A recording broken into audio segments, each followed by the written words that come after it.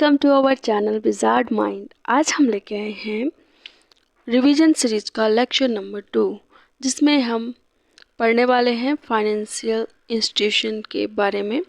तो सबसे पहले हम समझते हैं कि फाइनेंशियल इंस्टीट्यूशंस होते क्या हैं। आपको समझ में आ ही रहा होगा कि जो फाइनेंस से जुड़ी हुई कोई संस्था है उसके बारे में हम डिस्कस करने वाले हैं। लेकिन आखिर ये फाइनेंशियल इंस्टीट्यूशंस होते क्या हैं? तो अगर कोई इंसान है, जैसे कि कोई पर्सन है या फिर कोई कंपनी है, उसको अपना बिजनेस करना है, ठीक है, उसे अपना बिजनेस करना है, उसके लिए उसको पैसों की ज़रूरत है। तो कुछ पैसा तो उसके पास खुद ही होता है एंड कुछ पैसे की ज़रूरत ऐसी होती है कि जैसे कि कोई इंसान है, उसको बिजनेस स्टार्ट करना है तो उसके पास सिर्फ मान लिया 1 करोड़ रुपए ही हैं और उसको ज़रूरत है कम से कम 7 या 6 करोड़ की ज़रूरत है। तो बाकी का बचा हुआ पैसा वो कहाँ से लेके आएगा? तो ऐसे पैसे को लाने के लिए उसे कोई ना कोई ऐसा इंस्टीट्यूशन चाहिए जो उसकी हेल्प करे, या फिर हमारी मतलब इंडिया के अंदर कोई भी इंफ्रास्ट्रक्चर या कोई भी प्रोजेक्ट है उसको डेवलप करना है या बनाना है, तो उसके लिए पैसे कहाँ से आएंगे? उनकी ज़रूरतों को कौन पूरा करता है? तो उनकी ज़रूरतों को पूरा करने के लिए एक तरह से जो हमारा फाइनेंशियल इंस्टीट्यूशंस होते हैं वो क्या करते हैं, मतलब उसमें पैसों की और ट्रांजैक्शन और उनके लिए लोन्स भी देते हैं, डिपॉजिट्स भी देते हैं और इन्वेस्टमेंट के लिए, करेंसी एक्सचेंज के लिए बहुत सारी चीज़ें होती हैं जहाँ जहाँ हमारे ये फाइनेंशियल इंस्टीट्यूशंस की हमें नीड होती है। ठीक है, तो समझ में आ गया होगा। तो हमारे इंडिया के अंदर कौन कौन से फाइनेंशियल इंस्टीट्यूशन है, आज हम उसके बारे में बात करने वाले हैं। ये जो हमारा आर्टिकल है जिसमें आज हम पढ़ने वाले हैं, तो सबसे पहले हम ये समझेंगे कि आरबीआई का क्या रोल है, आरबीआई क्यों सेटअप की गई थी इंडिया में। साथ ही साथ हम समझेंगे कि नाबार्ड कैसे फंक्शन करता है और ये कैसे रूरल एरियाज़ को एंड सेल्फ हेल्प ग्रुप को भी हेल्प करता है, और आरबीआई की क्या क्या रिस्पॉन्सिबिलिटीज़ हैं, और आरबीआई किस तरह से मॉनेटरी पॉलिसी बनाता है, एंड उसके साथ में और भी बहुत सारी चीज़ें हैं, ऑर्गेनाइजेशंस हैं, कैसे वो फंक्शन करते हैं। तो एक तरह से हम देखें यहाँ पे बेसिक चीज़ें हैं, जो भी ऑर्गेनाइजेशन है उनकी जो रिक्वायरमेंट है, इनके बारे में हम आज इस लेक्चर में पढ़ने वाले हैं। तो चलिए स्टार्ट करते हैं हमारा लेक्चर। तो अभी हमने डिस्कस किया था कि फाइनेंशियल इंस्टीट्यूशन होता क्या है। सभी के दिमाग में आता है कि ये आखिर होता क्या है फाइनेंशियल इंस्टीट्यूशन। तो ये देखिए, एक तरह से ये बनाया हुआ है, एक फाइनेंशियल इंस्टीट्यूशन को रिप्रेजेंट कर रही है ये बिल्डिंग। तो इसमें क्या होता है, एक तो wide range of financial service, इसमें बहुत सारी मतलब अलग अलग तरीके की सर्विसेज प्रोवाइड की जाती हैं। एक या तो इंडिविजुअल कोई हो सकता है, एक अकेला आदमी भी हो सकता है, या फिर एक पूरे बिजनेस के लिए, दैट मीन कोई कंपनी है उसको अगर पैसा चाहिए तो वो यहाँ से अपनी ज़रूरतों को पूरा कर सकता है। तो सबसे पहले जैसे कि अभी आप देख सकते हैं इसमें क्या क्या हो सकता है। फाइनेंशियल इंस्टीट्यूशन में कोई इंसान है, जैसे किसी के पास पैसा है वो डिपॉजिट करा सकता है वहाँ पे, एंड साथ ही साथ सेविंग्स अपनी है वो वहाँ पे जमा कर सकता है, और यहाँ तक कि इन्वेस्टमेंट के लिए भी ये यूज़ हो सकती हैं। और जो उसके पैसे हैं उसको मैनेज कैसे करे, ये सब चीज़ें कहाँ पे होंगी, ये हमारी होंगी फाइनेंशियल इंस्टीट्यूशंस के अंदर। तो सबसे पहला हमारे इंडिया का जो सबसे मेन है फाइनेंशियल इंस्टीट्यूशन, सबसे पहले आता है रिजर्व बैंक ऑफ इंडिया।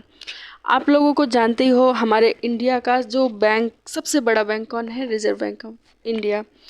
और इसकी अगर हम बात करें तो जो हमारा रिजर्व बैंक ऑफ इंडिया है, एक तरह से हमारा सेंट्रल बैंकिंग इंस्टीट्यूशन है। मतलब पूरे जितनी भी हमारे इंडिया में फाइनेंशियल एक्टिविटीज़ होती हैं उनका जो भी मैनेजमेंट है, रेगुलेशन है, हर चीज़, और यहाँ तक कि जो पैसा हमारी इकोनॉमी के लिए चाहिए वो भी कहाँ से आता है? रिजर्व बैंक ऑफ इंडिया से। क्योंकि नोट छापने का काम किसको दिया है सरकार ने? रिजर्व बैंक ऑफ इंडिया को दिया हुआ है।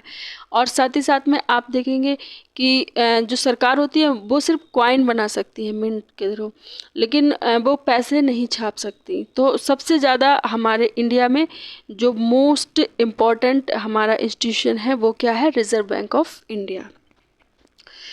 तो रिजर्व बैंक ऑफ इंडिया के बारे में कुछ बातें हैं जो बहुत ज़रूरी हैं।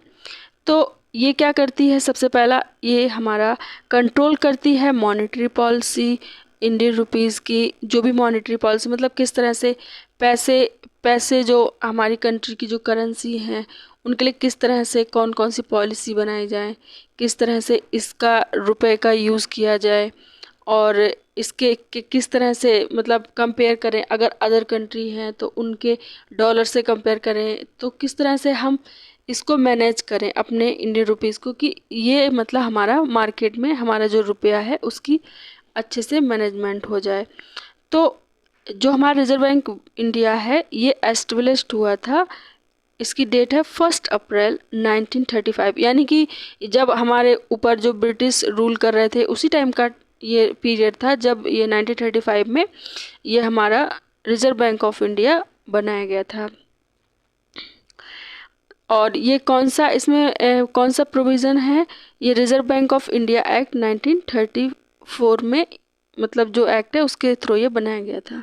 तो 34 में ये हमारा 1934 में reserve Bank of India act आया, एंड देन उसके बाद में 1 अप्रैल 1935 को ब्रिटिश राज के मतलब जो टाइम था उसी पीरियड में हमारा reserve Bank of India existence में आया। ठीक है, तो जो आरबीआई है बहुत ही इम्पोर्टेंट पार्ट हमारी जो मतलब स्ट्रेटजी होती हैं गवर्नमेंट ऑफ इंडिया की, उनके लिए बहुत ज़्यादा ये इम्पोर्टेंट है रिजर्व बैंक ऑफ इंडिया। ठीक है, तो हम देखेंगे रोल क्या क्या है रिजर्व बैंक ऑफ इंडिया के। देखो सबसे पहले क्या है, ये हमारा मॉनेटरी जो पॉलिसी होती है, ये हमारा मॉनेटरी पॉलिसी होती है उसके बारे में ये करता है। और उसके बाद में एक करेंसी भी इशू करता है, मतलब करेंसी छापता है, नोट वगैरह जो होते हैं रुपए। और एक तरह से बैंकर है, किसके लिए, गवर्नमेंट। गवर्नमेंट कहाँ से पैसा लेगी, वो भी यहाँ से लेगी। और बैंकर्स ऑफ बैंक, बैंकों को पैसा कहाँ से मिलेगा, वो भी रिजर्व बैंक ऑफ इंडिया से मिलेगा। एंड उसके बाद में फॉरेन एक्सचेंज मैनेजर, मतलब बाहर से कोई आ रहा है, कोई बिजनेस करना चाहता है हमारे इंडिया में, पैसा लेके आएगा, अपना डॉलर में लेके आएगा, लेकिन वो डॉलर हमारे इंडिया में तो यूज़ हो नहीं सकता, तो वो कहाँ करेगा, वो फॉरेन एक्सचेंज जाएगा, वहाँ पे पैसे लेगा, चेंज करेगा। अब मान लिया हमारे इंडिया का कोई पर्सन है वो विदेश में जाता है और वहाँ जाके उसको बिजनेस करना है, तो वो इंडिया वाले रुपीज़ तो वहाँ नहीं चलेंगे, तो क्या करेगा, तो आरबीआई क्या है, फॉरेन एक्सचेंज मैनेज करता है। ठीक है, साथ ही साथ supervision of the financial system, जो फाइनेंशियल सिस्टम चल रहा है हमारे इंडिया का उसका भी सुपरविजन करता है कि कहीं ऐसा तो नहीं है कि मतलब बहुत ऐसी एक्टिविटी हो रही हैं जिससे हमारे इंडिया का जो भी एक्टिविटीज़ हैं उनमें नुकसान हो हमारी इकोनॉमी को, ये सब इसका सुपरविजन भी करता रहता है। जैसे कि अगर मान लिया उसमें कोई कमी दिखाई दे रही है तो वार्निंग दे देगा कि भाई ये काम मत करो, इससे हमारी इकोनॉमी को ये प्रॉब्लम हो सकती है। तो इस तरह से ये हमारा फंक्शन करता है। तो हमने देखा कि हमारा क्या जो reserve Bank of India monetary policy कर मतलब उसको देखता है।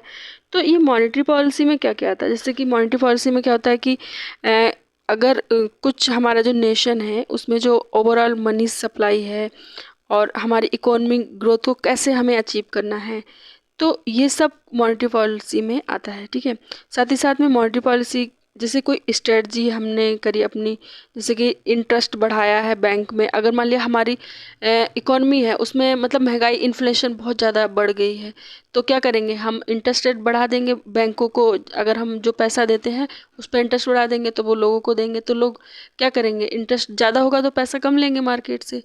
तो इस तरह से क्या होगा, मतलब एक तरह से मैनेज करेगा ये पूरा मॉनेटरी पॉलिसी के थ्रू।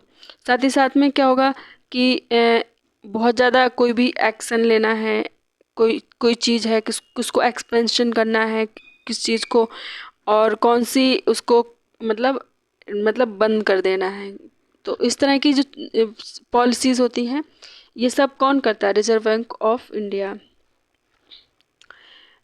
तो इसमें आप देख सकते हैं कि ये जो हमारा है मॉनेटरी पॉलिसी, और करेंसी का तो हमने बता ही दिया था कि करेंसी किस तरह से होती है, और बैंकर्स टू गवर्नमेंट है बैंक, और बैंक हमारा जो है बैंक भी इसी से ही पैसा लेती हैं। तो एक तरह से रिजर्व बैंक ऑफ इंडिया का बहुत ही इम्पोर्टेंट रोल है हमारे इंडियन इकोनॉमी के लिए। ठीक है, और एक आरबीआई जो है हमारा जो गवर्नमेंट ऑफ इंडिया है उसके अंडर में ही काम करती है, मतलब गवर्नमेंट ऑफ इंडिया ऐसा नहीं है कि ये इसका मालिक कोई और है, गवर्नमेंट ऑफ इंडिया का ही मतलब ये है अंडर में, ठीक है। जब इसका नेशनलाइजेशन हुआ था, देखो 1935 में तो ये आई थी एग्जिस्टेंस में, लेकिन इसका नेशनलाइजेशन हुआ था 1949 में, ठीक है। तो जो सेंट्रल ऑफिस है हमारा आरबीआई का, ये हमारा कहाँ पे, इनिशियली कलकत्ता में था, लेकिन अभी कहाँ पे है, ये कहाँ पे आ गया है, बॉम्बे में। तो 1937 में शिफ्ट हो गया था, 1937 में जब शिफ्ट हुआ, कहाँ आ गया, बॉम्बे में, ठीक है।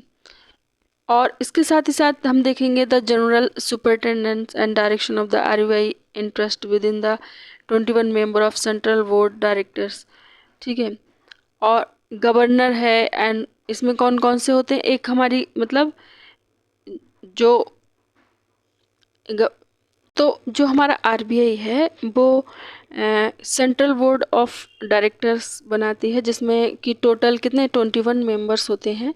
तो ये कोई भी डिसीजन लेते हैं, तो इसमें कौन कौन इन्वॉल्व होता है, देखो सबसे पहले तो आरबीआई का गवर्नर होता है, और साथ ही साथ में हमारे 4 डिप्टी गवर्नर होते हैं, एंड 2 फाइनेंस मिनिस्ट्री रिप्रेजेंटेटिव होते हैं, finance ministries, and 10 government nominate, जो भी सरकार नॉमिनेट करके लोगों को भेजती है। तो इसमें क्या होता है, ये वो लोग होते हैं जो कि हमारी इंडिया की इकॉनमी में बहुत ही इम्पोर्टेंट रोल अदा कर रहे हैं, ठीक है। और उसके साथ साथ होते हैं 4 लोग और होते हैं, जैसे कि लोकल बोर्ड्स में आ गए हैं, और मुंबई हो गया, कोलकाता हो गया, चेन्नई हो गया, और न्यू दिल्ली हो गया। तो जो लोकल बोर्ड हेड क्वार्टर है, मतलब एक तो हमारा जो मेन है वो तो बॉम्बे में है, साथ ही साथ में इसके 4 लोकल और भी हेड क्वार्टर्स हैं, जिसमें मुंबई है, कोलकाता है, and Chennai and new Delhi है।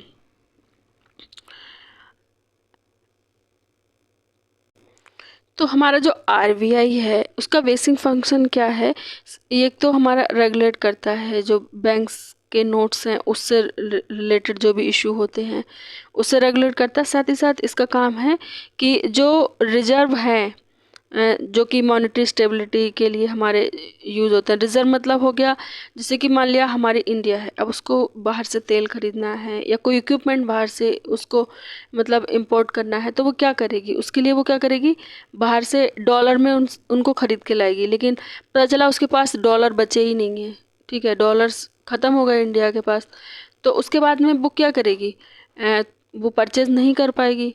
तो इसको बैलेंस करने के लिए मतलब जो भी स्टेबिलिटी है उसको बनाने के लिए, तो उसके पास कुछ डॉलर्स ऑलरेडी उसके पास होने चाहिए। साथ ही साथ इन्फ्लेशन, अगर मान लिया कोई प्रोडक्ट है इंडिया में और वो बहुत ही मतलब उसकी डिमांड ज़्यादा हो गई है और उसकी वजह से बहुत महंगा होता जा रहा है, तो इससे क्या होगा कि लोग लोग जो होंगे उनके पास उनकी सैलरी ज़्यादा हो रही है और उसकी डिमांड ज़्यादा होगी तो महंगाई ज़्यादा होगी। इस कंडीशन में क्या होगा, हमारे जो रुपए की जो परचेजिंग पावर है वो क्या हो जाएगी, कम हो जाएगी। मतलब हमें मान लिया जो चीज़ अभी 10 रुपए में ही मिल रही थी, अब उसकी डिमांड ज़्यादा होगी तो वो चीज़ हमें 15 रुपए में मिलेगी।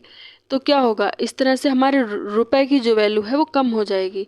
और बाहर बाहर के साथ में जो भी हम मतलब फॉरेन ट्रेड वगैरह होते हैं उसमें भी हमारे अगर रुपए की वैल्यू कम है तो उस हिसाब से डॉलर तो महंगा हो जाएगा, हमारा रुपए की वैल्यू कम हो जाएगी। तो हम जो बाहर से सामान वगैरह लेके आ रहे हैं तो उसमें भी क्या होगा, उसमें स्टेबिलिटी लाने के मतलब लाने के लिए क्या करते हैं, हम अपना रिज़र्व भी बना के रखते हैं। साथ ही साथ अगर ऐसी कोई सिचुएशन आती है तो हमने लिमिट्स बना रखी हैं कि इतनी लिमिट्स तक ही इन्फ्लेशन हो सकती है और इससे ज़्यादा नहीं होनी है। और मिनिमम इन्फ्लेशन भी बहुत ज़रूरी है। पता चला कि हम मतलब अपनी चीज़ों को बहुत ज़्यादा सस्ता कर रहे हैं तो वो भी अच्छा नहीं है हमारी इकोनॉमी के लिए। पता चलेगा कि बाहर के लोग आए हमारे यहाँ से सारी चीज़ें उठा उठा के मतलब लेके चले गए और हमारे जो खुद के लोग हैं उनकी ज़रूरतें पूरी नहीं हो पा रही हैं, ठीक है।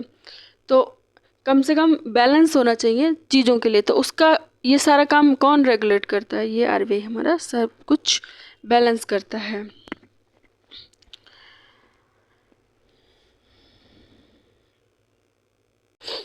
आरबीआई ने क्या करा, अपनी एक कंपनी बनाई है जिसको भारतीय रिजर्व बैंक नोट मुद्रण लिमिटेड है।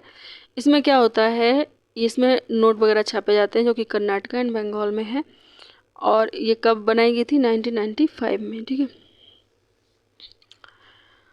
और सबसे पहले हमारे जो गवर्नर थे रिजर्व बैंक ऑफ इंडिया के, उनका नाम था सर, ये देखिए, हम देखिए, सर ऑसबोर्न स्मिथ। एंड अगर हम बात करें इंडियन सिविल सर्विस के जो सबसे कम उम्र के थे, उनका नाम था चिंतामन द्वारकानाथ देशमुख, ठीक है। ये इतना इम्पोर्टेंट है नहीं, इतना रटना नहीं है, लेकिन अगर आप पीसीएस की तैयारी कर रहे हैं तो उसमें तो ये डेटा भी आपको याद करना पड़ेगा, ठीक है। यूपीएससी में इतना फैक्ट वाली चीज़ें नहीं पूछते हैं। अब आते हैं, हमने देख लिया था फंक्शन, तो हम ऑलरेडी देख सकते हैं कि बैंक हमारा क्या करती है, सुपरवाइज करती है, पॉलिसी बनाती है अदर बैंक के लिए, मॉनेटरी अथॉरिटी है, और रेगुलेटर है, सुपरविज मतलब जो फाइनेंशियल सिस्टम जो चल रहा है, and managerial of exchange control है, और करेंसी इशू करती है, और मैनेजर ऑफ फॉरेन एक्सचेंज है। ये सब इसके रोल हमें पता ही चल गए। अब हम आते हैं नाबार्ड। नाबार्ड के बारे में आपने ज़रूर सुना होगा, अगर आप रूरल बैकग्राउंड से हैं तो आपको पता होगा कि जो भी हमें अपना मतलब देखना है, तो आपने सुना होगा जैसे ग्रामीण एरिया होता है तो वहाँ पे हमें डेवलपमेंट का काम करना है, जैसे कि इंफ्रास्ट्रक्चर डेवलपमेंट करना है, बच्चों के लिए स्कूल खुलवाने हैं, या फिर घर घर बिजली पहुंचानी है, पानी भी पहुंचाना है। ये सब बहुत सारी चीज़ें होती है जिनके लिए एक इंफ्रास्ट्रक्चर की ज़रूरत होती है, डेवलपमेंट करना है, तो उसके लिए पैसे की ज़रूरत कहाँ से पूरी होती है। एक तरह से नाबार्ड हमारा डेवलपमेंट बैंक की तरह काम करता है। इसमें क्या होता है कि ये हमारा क्रेडिट देता है और बहुत सारी फैसिलिटीज़ देता है, ताकि जो लोग हैं, मतलब जिनको बड़ी बड़ी कंपनियां हैं या फिर छोटे छोटे बिजनेसेस हैं, जैसे कि कॉटेज, विलेज इंडस्ट्री, हैंडीक्राफ्ट्स वगैरह हैं, और ये बहुत सारी छोटी छोटी एक्टिविटी होती हैं, स्वयं सहायता समूह, ये सब चलते रहते हैं। तो इन सब के लिए पैसा कहाँ से आता है, तो ये हमारा प्रोवाइड करता है नाबार्ड, ठीक है। नाबार्ड, ओके। तो आपने देख लिया होगा नाबार्ड के बारे में, हमने देख ही लिया है इसके। अब हम देखेंगे नाबार्ड और आरबीआई में फिर डिफरेंस क्या हो गया। देखो, अगर हम इंडियन रूरल इकोनॉमी की बात करें तो अपेक्स बॉडी हमारी कौन है, आरबीआई है। लेकिन उसके बाद में कौन आता है, नाबार्ड। और ये जो नाबार्ड है, ये हमारा डेवलपमेंट बैंक है, फोकस करता है प्राइमरीली किस पे, रूरल सेक्टर पे करता है। और साथ ही ये एक तरह से अपेक्स बैंकिंग इंस्टीट्यूशन है, जो कि एग्रीकल्चर है और रूरल डेवलपमेंट है, उसके लिए ये हमारा फंड प्रोवाइड करता है। और इसका हेडक्वार्टर कहाँ पे है, ये मुंबई में लोकेटेड है। और ये हमारा कंट्री का जो फाइनेंशियल कैपिटल इसको कहा जाता है, मुंबई जो हमारी है कंट्री की फाइनेंशियल सेक्टर। तो ये हमारा रिस्पॉन्सिबल है स्मॉल इंडस्ट्री के लिए, कॉटेज इंडस्ट्री एंड अदर जो भी हैं रूरल प्रोजेक्ट चल रहे हैं उन सब के लिए। और ये हमारी कौन सी बॉडी है, स्टेटरी बॉडी है। और हमारी ये कब बनाई गई, 1982। ये चीज़ें हम देख लेते हैं। एक तो हमारा 1982 में ये आई थी एग्जिस्टेंस में और एस्टेब्लिश की गई थी, ठीक है।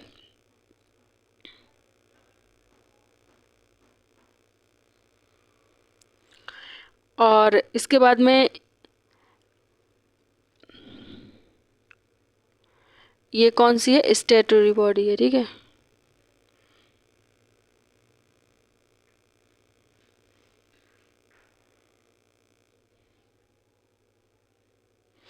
स्टेटरी बॉडी क्यों है, क्योंकि ये एक्ट के थ्रू आई थी। कौन सा एक्ट था, national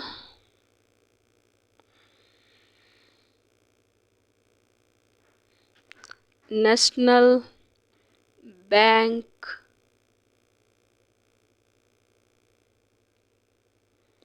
for agriculture and rural development,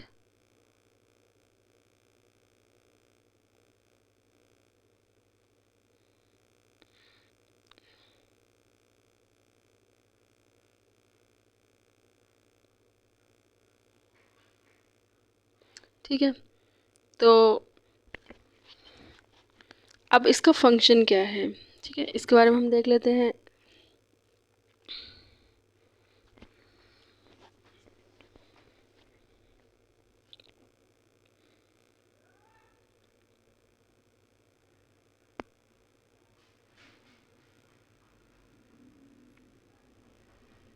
तो हमारा ये जो नाबार्ड है, SHG स्वयं वो सेल्फ हेल्प ग्रुप है, स्वयं सहायता समूह जिसे बोलते हैं, जो हमारा प्रोग्राम है जो रूरल एरिया में चलता है, जिसमें आपने देखा होगा औरतें जो गांव की होती हैं वो स्वयं सहायता समूह में जाती हैं और एक ग्रुप बना लेती हैं, और एक ग्रुप जो होता है वो कहते हैं कि हमें ये बिजनेस करना है, जैसे कि भैंस पालन करना, पशुपालन, और ये या अपने कढ़ाई का काम करना है, सिलाई का काम करना है, इसके लिए वो पैसे लेती हैं सेल्फ हेल्प ग्रुप की हेल्प से।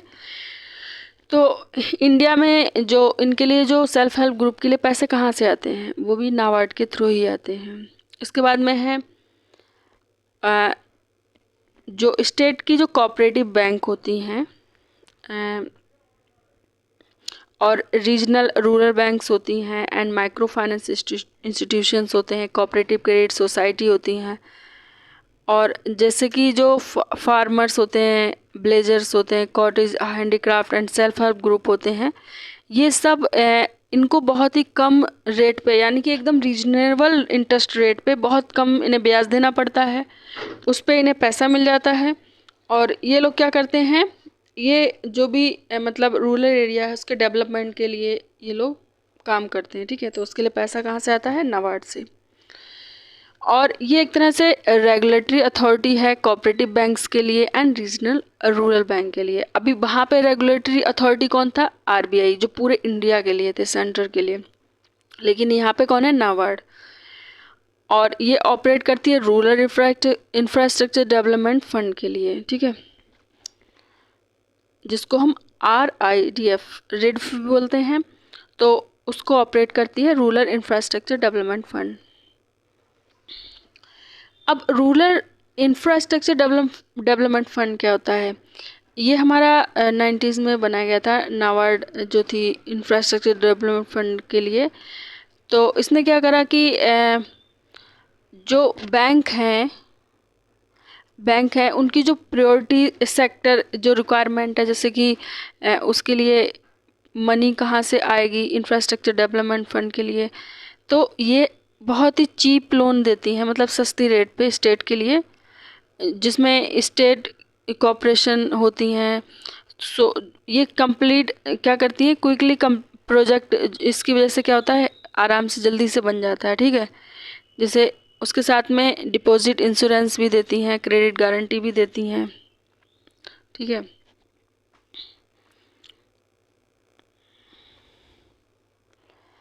और जैसे मीडियम और minor irrigation water side management है उसके लिए, एंड सॉइल कंजर्वेशन, उस देखो नाबार्ड का सिर्फ यही काम नहीं कि डेवलपमेंट इंफ्रास्ट्रक्चर, इसके साथ ही साथ वो पता क्या करती है, जैसे कि इरिगेशन के अलग अलग तरीके कौन कौन से हो सकते हैं, जैसे कि स्प्रिंकल वाला होता है, और ये सरफेस वाला तो हमारे यूपी में बहुत ज़्यादा होता है इरिगेशन सिस्टम, लेकिन और भी बहुत सारे मेथड है, बैम्बू वाला एक मेथड आता है। और इनमें क्या होता है कि अलग अलग एरिया में, तो इनको इरिगेशन के अलग अलग सिस्टम बनाने के लिए वाटर साइड मैनेजमेंट, ताकि देखो पानी बहुत कम है हमारे इंडिया में, धीरे धीरे जो वाटर लेवल है, वाटर का जो टॉप लेवल है वो मतलब कम नीचे की तरफ डाउन होता जा रहा है, और पानी कम हो रहा है। अब हमारे इंडिया में क्या है, दो तीन तरीके हैं, एक तो नहरों से कैनाल के थ्रू पानी मतलब लोग सिंचाई करते हैं। अब वो पानी इतना ज़्यादा पानी होता है, मतलब यूपी वगैरह में तो आपने देखा होगा पूरा खेतों को लबालब भर देते हैं, एकदम फुल भर देंगे खेतों को, चाहे उतनी ज़रूरत भी ना हो। और जो पंजाब वगैरह है वहाँ तो बिजली फ्री कर रखी है, तो वहाँ के किसानों को टेंशन ही नहीं है। उसकी वजह से क्या हो रहा है, एक तरह से उनकी जो मिट्टी है उसमें नमक, मतलब जो सैलिनाइजेशन जिसे बोलते हैं, पूरा मिट्टी नमकीन हो चुकी है, और उसकी वजह से क्या होता है, खेती एक तरह से वो हो रही है, उसका मतलब, तो उसके लिए क्या करा जाता है कि अलग अलग ऐसे इरिगेशन सिस्टम लाए जाएं और वाटर सेट जो मैनेजमेंट है उसको अच्छे से किया जाता है कि हर एरिया में पहुँचे। अब जैसे जो छोटे छोटे देश हैं वहाँ की, वो सॉरी स्टेट है, वहाँ की मिट्टी तो अच्छी है लेकिन वहाँ के लोगों के पास इरिगेशन सिस्टम ही नहीं है, वो पूरा पूरा बारिश के ऊपर डिपेंडेंट है, तो वहाँ पानी नहीं पहुँचता है। ये ग्रीन रिवोल्यूशन के बारे में आपने सुना है, लेकिन ये ग्रीन रिवोल्यूशन सिर्फ हरियाणा पंजाब वहीं तक तो लिमिटेड रह गई है, अपने इधर साइड के एरिया में इतना कहाँ ये हो पाया है। तो एक तरह से ये सब, और सॉइल कंजर्वेशन करना है, जैसे सॉइल मैंने अभी बताया एग्जांपल दिया पंजाब वाले में, वहाँ तो ऐसे मिट्टी ख़राब हो जाती है। और कहीं कहीं पे ऐसा एरिया है जहाँ पे मतलब बहुत ही बारिश होती है, वेस्ट वेस्ट बंगाल में देख लो, वहाँ पे क्या है मतलब इतनी बाढ़ आती है कि उसकी वजह से क्या होता है कि जो सॉइल इरोजन हो जाता है, तो उसको रोकने, और उसके साथ साथ फॉरेस्ट डेवलपमेंट उसके लिए, और कोल्ड स्टोरेज बनाना, जैसे कि आप किसान हैं, उन्होंने बहुत अच्छे से फसल कर ली अपनी, फ्रूट वगैरह हैं और उनके मतलब सब्जियां कुछ ऐसी हैं, तो उसके सब्जियां ख़राब ना हो, उसके लिए एक जिम्मेदारी बनती है ना सरकार की कि वो कोल्ड स्टोरेज रखे जिसमें उनकी सब्जियां ख़राब ना हो, सड़े ना। और जैसे एक कम्युनिटी है, उनको इरिगेशन बेल्स प्रोवाइड करा दिए मतलब पूरे गांव के लिए। अ, और और desalination plants in coastal areas, अब जहाँ जहाँ पे जैसे ऐसे प्लांट्स लगाए जाएं कि जो कई मिट्टी अभी बताया ना पंजाब की मिट्टी नमकीन होती जा रही है, अब पता चला उन्हें पानी इतना भर दिया, वाटर लॉगिंग होगी, अंदर तक नीचे तक पानी गया, फिर पानी ऊपर आया, फिर सूखा, फिर पानी नीचे गया, तो नीचे का जो साल्ट था वो ऊपर लेके आ गया वो पानी, और वो पानी परत बनाते चला गया, मोटी सी परत बन गई, और वो इस तरह से क्या हो गया। तो ऐसे प्लांट लगाएं कोस्टल एरियाज में जहाँ पे मतलब डिसैलिनेशन कम हो जाए। और स्कूल बिल्ड करना है, आंगनवाड़ी सेंटर होते हैं गांव में, देखे होंगे आपने, और टॉयलेट ब्लॉक्स हों जिससे कि मतलब कोई ऐसा ना हो कि कोई जा रहा है और कहीं खुले में ही मतलब शुरू हो गया, तो इस तरह की चीज़ें ना हो, उसके लिए टॉयलेट ब्लॉक्स बनाए गए हैं स्कूलों में। और स्पेशली गर्ल्स के लिए, देखो जेंट्स को तो कोई दिक्कत नहीं होती है लेकिन गर्ल्स को बहुत प्रॉब्लम होती है इस चीज़ों से, तो उनके लिए बहुत ज़रूरी है कि टॉयलेट्स ब्लॉक्स बनाए जाएं। और जो गांव की रोड्स हैं, ब्रिजेस हैं, छोटे छोटे मतलब नहर बनी हैं उनके ऊपर ब्रिजेस हैं, और बड़े बड़े कोई मतलब दो गांव हैं उनके बीच में बहुत बड़ी कोई नदी जा रही है, तो उनको आपस में कनेक्टिविटी देने के लिए हमें एक ब्रिज की ज़रूरत होगी। तो इस तरह से क्या है, रूरल का जितना भी इंफ्रास्ट्रक्चर है वो किसकी रेस्पॉन्सिबिलिटी है, हमारी नाबार्ड की, ठीक है। और नाबार्ड के अंदर अभी हमने कौन सी ये पढ़ी थी, रूरल इंफ्रास्ट्रक्चर डेवलपमेंट फंड, ये एक फंड बना दिया गया है, नाबार्ड का ही एक फंड है ये, जिसमें ये पैसे इकट्ठे करे जाते हैं इसी काम के लिए, ठीक है। उसके बाद में आते हैं deposit insurance and credit guarantee corporation. अब ये क्या होता है, इसके बारे में देख लेते हैं। ये कहाँ पे, इसका हेडक्वार्टर कहाँ पे है, मुंबई में। और पार्लियामेंट का एक एक्ट पास किया था, ये कंपनी एक्ट में रजिस्टर्ड नहीं है, ठीक है। ये हमारा जो आरबीआई है कंप्लीटली ओन्स करती है। अब deposit insurance and credit guarantee corporation, इसका क्या वर्क होता है, देखो जैसे कि हम कोई महंगा कोई प्रोडक्ट लेते हैं, कुछ भी लेते हैं, तो हम क्या करते हैं उसकी इंश्योरेंस करा देते हैं, कई लोग अपने लाइफ का भी मतलब इंश्योरेंस करा देते हैं, क्योंकि उसमें क्या रहता है कि अगर कुछ भी होता है मतलब मिस हैपनिंग समथिंग कुछ भी हो जाता है, तो उसमें हमें पैसा मिल जाता है वापस, ठीक है, उसकी एक गारंटी होती है।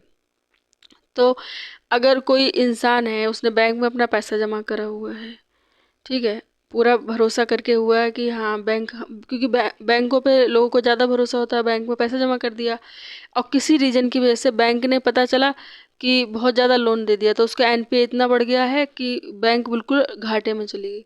तो उस केस में क्या होता है कि जो बैंक होती है वो बैंक बैंक मतलब एक तरह से लॉस में आ जाती है और लोगों के पैसे डूबने का खतरा आ जाता है।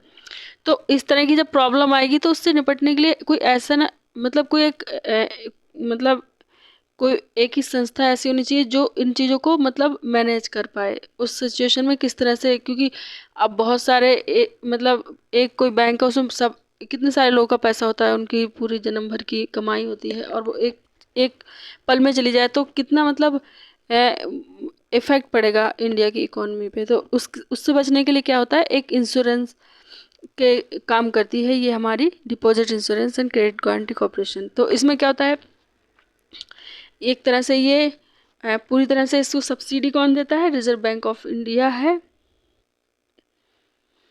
और उसके साथ में ये क्या करती है, एक तरह से डिपॉजिट इंश्योरेंस प्रोवाइड करती है और एक तरह से प्रोटेक्शन कवर की तरह काम करती है। जो भी बैंक में डिपॉजिट्स हैं, उन कोई डिपॉजिट होल्डर है उनके लिए अगर उनके पैसों को दोबारा पे करने के लिए बैंक अगर मना कर दे तो उस कंडीशन में ये हेल्प करती हैं।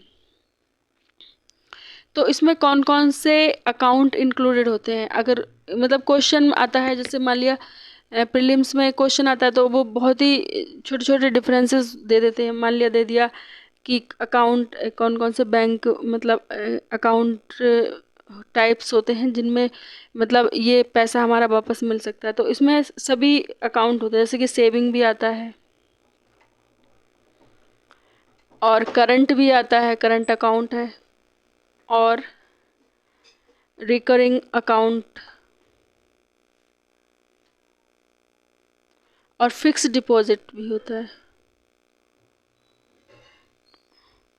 ये तो आपने सब देखा ही होगा, इस तरह की जो होते हैं, जैसे कोई है किसी ने पैसे अपने सेविंग्स के लिए जमा कर रहा है, किसी का करंट अकाउंट है मतलब जमा कर रहा है निकाल रहा है चला, और किसी ने ऐसे पैसे लगा दिए कि कुछ ईयर के बाद में मतलब इंटरेस्ट इतना बढ़ा तो उसका प्रिंसिपल वैल्यू बन गया, फिर ऐसे इस तरह से रिकरिंग अकाउंट होता है।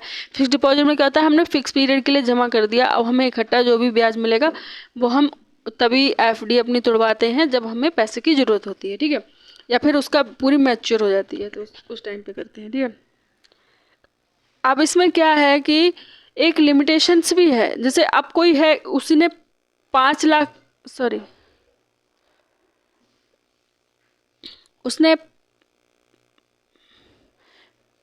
5 लाख तक का पैसा अगर किसी ने उस बैंक में जमा कर रखा है, 5 लाख तक का, तो उसको पैसे मिल जाते हैं आराम से, ठीक है।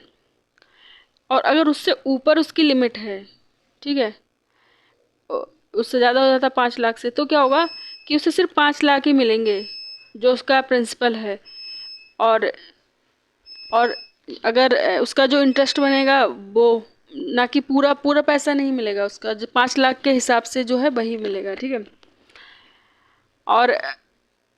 और इसमें एक तरह से कैसे प्रोटेक्ट करती है,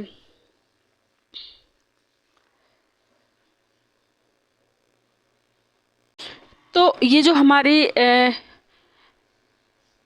DICG होती है, ये प्रोटेक्ट करती है जो भी जितने भी डिपॉजिटर्स होते हैं, जिनकी मनी होती है, कमर्शियल एंड फॉरेन बैंक्स, जितनी इंडिया के अंदर फॉरेन या फिर कमर्शियल बैंक है इंडिया के अंदर लोकेटेड है और सेंट्रल स्टेट के अंदर है, अर्बन कोऑपरेटिव बैंक्स हैं या रीजनल रूरल बैंक्स हैं एंड लोकल बैंक्स हैं, जितनी भी हैं, तो ये किस में आती हैं, DICG के अंदर आती हैं, ठीक है। तो जो ये हमारी जो एजेंसी है इसका ऑपरेशन कैसे करता है, ये हमारा 1961 का एक्ट था, deposit insurance credit guarantee corporation general regulation and 1961, ये RBI के अंडर में किया गया था। सबसे पहले था एक था deposit insurance credit guarantee corporation act है 1961 का and the deposit insurance credit guarantee corporation general regulations, ठीक है। तो RBI ने इनको फ्रेम किया था एंड ये उसका जो सेक्शन 50 है उसका सबसेक्शन 3 है, उसमें मेंशन्ड है। इसमें एक्ट हमारा कहता है कि अगर जो कॉर्पोरेशन का जो एम है वो इंश्योर करेगी डिपॉजिट्स को एंड गारंटी देगी क्रेडिट फैसिलिटी की एंड अदर जो मैटर होंगे उनके लिए, ठीक है। लेकिन अब एक क्वेश्चन ये भी बनता है कि कौन कौन सी ऐसी चीज मतलब कौन कौन ऐसा होगा जिसको कवर नहीं करेगा DICGC। तो सबसे पहला होगा हमारा, एक तो हमारा डिपॉजिट्स ऑफ स्टेट और सेंट्रल गवर्नमेंट। अब देखो, एक इंडिविजुअल होता है तो उसकी मनी तो लिमिटेड ही होगी, इतना तो होगा नहीं कि बहुत ही ज़्यादा पैसा अंबानी अडानी को छोड़ दो तो उनके पास तो बहुत पैसा, लेकिन इंडिविजुअल होगा तो 5 लाख तक लिमिट होती है, उससे ज़्यादा भी होगी तो 5 लाख तक तो पे कर देता है। लेकिन अभी अभी कोई स्टेट है, कोई सेंट्रल, तो इनका अमाउंट तो बहुत ज़्यादा होगा, तो इसको भैया गारंटी नहीं लेती है। और ऊपर से फॉरेन कोई भी डिपॉजिट है, फॉरेन गवर्नमेंट है, जैसे मान लिया कोई दूसरी कंट्री की पैसे हैं, उनको लौटाना है तो उसके लिए भी ये नहीं करेगी। साथ ही साथ जो स्टेट लैंड डेवलपमेंट बैंक्स हैं, जो कि स्टेट कोऑपरेटिव बैंक्स हैं, तो इनके भी पैसे नहीं वापस होंगे। और इंटरबैंक डिपॉजिट्स मतलब अब एक बैंक ने है दूसरे बैंक में पैसा जमा करा दिया तो उसको भी पैसा नहीं मिलेगा, ठीक है, इंटरबैंक डिपॉजिट्स नहीं मिलेंगे। एंड इसके साथ में हमने क्या बताया था,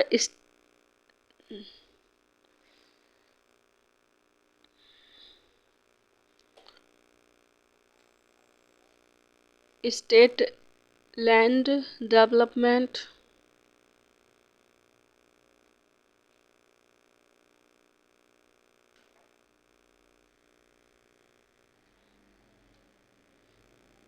बैंक डिपॉजिट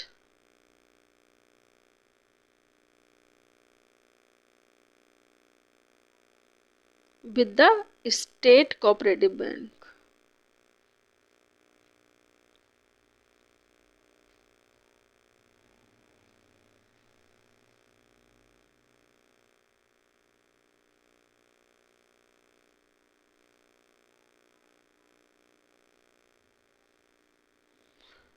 ठीक है, उसके साथ ही साथ में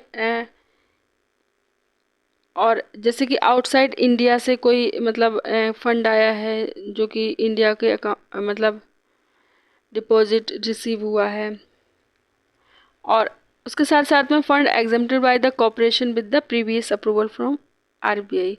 तो ये सारी चीज़ें होंगी जो कि इसमें नहीं आती हैं, ठीक है, तो ये देख लेना। अब फाइनेंशियल इंटरमीडिएटरीज क्या होते हैं? फाइनेंशियल इंटरमीडिएटरीज, अब मीडिएटर का काम क्या होता है कि अब सीधी बात है, किसी को पैसा चाहिए तो उसकी इतनी पहुंच है नहीं कि वो किस तरह से पैसा लेगा, तो उसके लिए क्या ज़रूरत होगी कि कोई इंसान होगा जो उनको हेल्प कर सकता है बीच में। तो इस तरह के जो लोग होते हैं फाइनेंशियल इंटरमीडिएटरीज। तो इसमें क्या होता है, institution that channel fund from the people to business. अब जैसे लोगों से पैसे लिए, गवर्नमेंट से लिए, या फिर मतलब एक दूसरे से लेके, जैसे कोई आदमी है उसको पैसा लगाना है, वो अपने पैसे जमा करा सकता है, और उसके बाद में कोई बिजनेस कर रहा है उसके पैसे चाहिए तो वो किसी और से बैंक से दिला दिए। तो कुछ कुछ फाइनेंशियल इंटरमीडिएटरीज होते हैं जो उसको सपोर्ट करते हैं, ठीक है। अब फाइनेंशियल इंटरमीडिएट से इन्वेस्ट करते हैं diversified portfolio and hence suffers less risk compare to the an individual investor, ठीक है। And financial intermediaries are supervised and monitored by the regulation like RBI, SEBI and IRDA। अब इनके कुछ example दे रखे हैं फाइनेंशियल इंटरमीडिएटरीज के। देखो, सबसे पहले इनको क्या करा, इन्होंने दो भाग में डिवाइड कर लिया, एक तो पेंशन या PF, ठीक है, कोई इंसान है कहीं जॉब किया तो उसको गवर्नमेंट पेंशन देती है या प्रोविडेंट फंड होता है वहाँ पे पैसा जाए, और उसके साथ में इंश्योरेंस वाले हैं ये। उसके साथ में नीचे आते हैं तो हमारा एक तो हमारे बैंक हो गए और ये नॉन बैंक फाइनेंशियल इंस्टीट्यूशंस हो गए, तो इसमें पैसा जाएगा। तो बैंक्स को भी दो पार्ट में, कमर्शियल बैंक होती है, कोऑपरेटिव बैंक होती है। तो ये पब्लिक है, प्राइवेट बैंक है, फॉरेन है, RRB है, और इसमें कोऑपरेटिव में urban, state, central and PACS. और नॉन बैंक के फाइनेंशियल इंस्टीट्यूशंस में क्या आ गया, AIFI, PD, NBFC, EXIM, NABARD तो हमने पढ़ ही लिया था, सिडबी एंड NHB। तो ये अलग और भी पार्ट हैं फाइनेंशियल इंटरमीडिएट्स के। तो एक एक करके हम इनको छोटा छोटा समझ लेते हैं। तो सबसे पहले अभी हम इनको हाईलाइट कर लेते हैं। नॉन बैंकिंग फाइनेंशियल इंस्टीट्यूशन के बारे में देख लेते हैं। देखो, बैंक्स और नॉन बैंकिंग फाइनेंशियल इंस्टीट्यूशन में बस इतना ही फ़र्क होता है कि ये जो होते हैं, बैंक है वो सब कुछ करती है, जैसे कि पैसे देना और डिपॉजिट देना, मतलब वहाँ पे पैसे जमा भी कर सकते हैं। लेकिन NBFI में ये होता है कि ये डिपॉजिट्स नहीं करते, ठीक है। और साथ ही साथ में ये मतलब खाली किसी को पैसा चाहिए उसको तो लोन वगैरह देते हैं, ये सब इनका काम होता है। तो सबसे पहले हम इसमें देखते हैं, ये जो आ रहा AIFI, इसका मतलब होता है ऑल इंडिया फाइनेंशियल इंस्टीट्यूशन, मतलब पूरे इंडिया के जितने भी फाइनेंशियल इंस्टीट्यूशन हैं वो। तो इसमें एक तो हमारा एग्जिम, नाबार्ड, सिडबी, NHB, ये 4 इंस्टीट्यूशन है जो काफ़ी इंपॉर्टेंट है। एक एक करके हम इनके बारे में देखते हैं। तो हमने देखा था कि ऑल इंडिया फाइनेंशियल इंस्टीट्यूशंस के बारे में, यानी कि ये हमने जो इस स्लाइड में हमने देखा था कि NBFI, तो इसके बारे में अभी हम डिस्कस कर लेते हैं एक एक करके।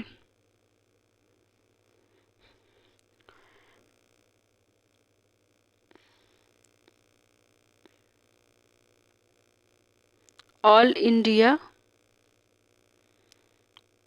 फाइनेंशियल इंस्टीट्यूशंस,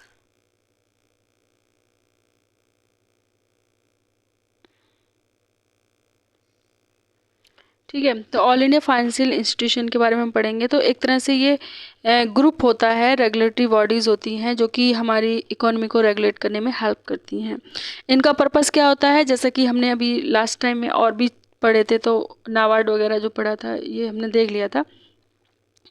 तो इन स्पेशल बॉडीज़ का पर्पस क्या होता है कि जो भी मतलब ज़रूरतें हैं स्पेसिफिक सेगमेंट इकोनॉमी के उनकी, तो उनके लिए क्या करती हैं, ये कंप्लीट करती हैं, सबकी ज़रूरतों को पूरा करती हैं, ठीक है। और साथ ही साथ रेगुलेट भी करती हैं। तो इसमें लिस्ट ऑफ AIFIs हैं, तो हमने देख ही लिया था इस वाली स्लाइड में, बैकबार्ड में, ये देखो यहाँ पे देख लिया था कौन थी, EXIM, NABARD, SIDBI and NHB। इसके साथ साथ में एक हमें और जोड़ना है, ये हमारी 2021 में एक नई ऐड हुई है, NAV और FID, इसको FID, ठीक है, NAFID। तो ये हमारे हैं। तो इसमें सबसे पहले हम देखेंगे एग्जिम बैंक। एग्जिम बैंक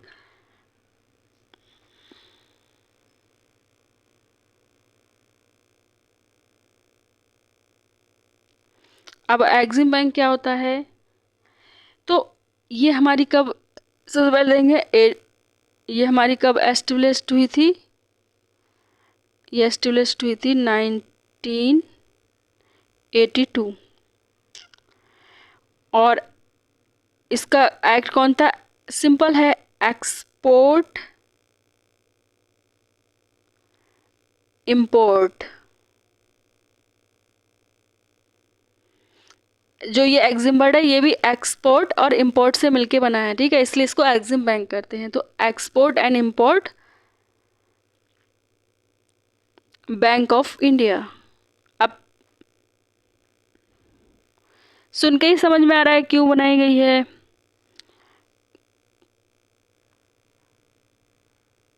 1981, ठीक है। तो सुन के पता चल रहा है कि एक्सपोर्ट और इंपोर्ट की ज़रूरतों को पूरा करने के लिए बनी है।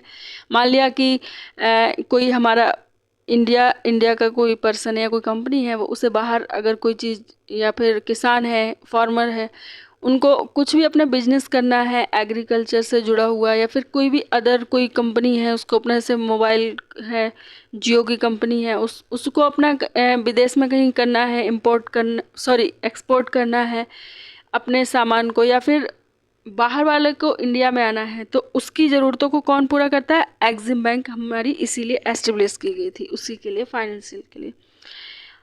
तो ये हमारा प्रीमियर एक्सपोर्ट फाइनेंस इंस्टीट्यूशन है इंडिया का, और इसकी जो प्रीवियसली जो ब्रांच थी वो IDVI थी, ठीक है। लेटर ये इंडिपेंडेंट बॉडी अब बन चुकी है, पहले ये एक तरह से ब्रांच की तरह काम करती थी। किसकी? IDVI की ब्रांच की तरह काम करती थी पहले, अब ये क्या हो गई?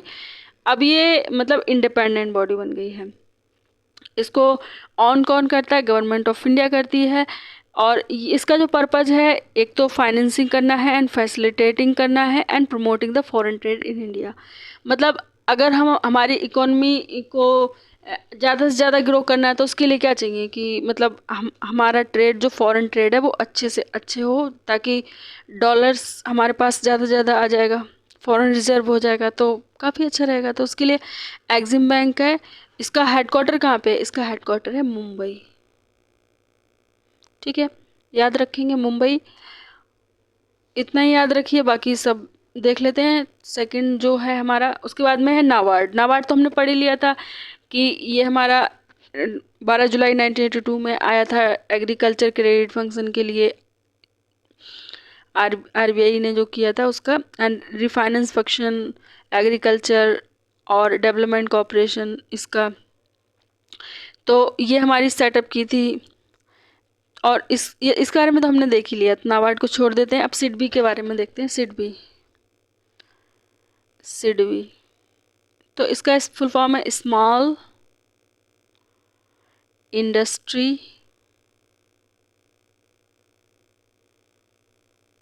Development bank. सुन के ही समझ में आ जाता है यार, इसका नाम सुन के पता चल रहा है ना कि स्मॉल इंडस्ट्री के जो बिजनेस वगैरह होंगे उनके लिए ही पैसा देगा, तो सीधी बात है।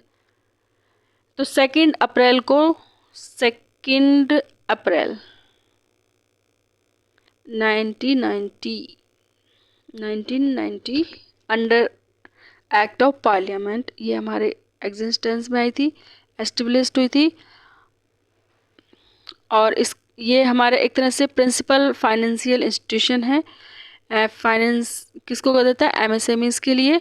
और सिडबी का जो हेडक्वार्टर वो कहाँ है? लखनऊ में है, ठीक है।